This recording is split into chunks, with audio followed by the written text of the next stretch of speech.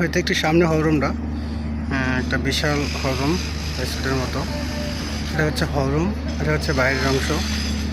তো আমি আপনাদেরকে এখন ভিতরে ঢুকে দেখাবো আসলে হলরুম ভিতরটা কীরকম।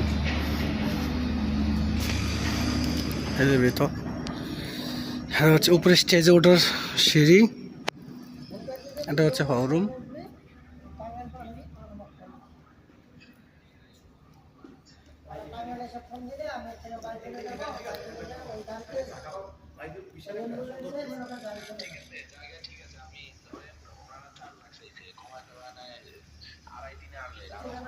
আর খরচ আছে 50,000, 3 লাখ পড়ে গেল।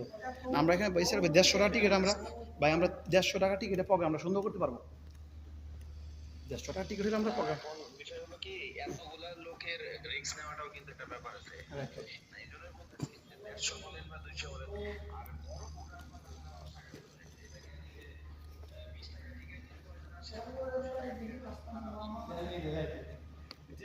ঠিক আছে।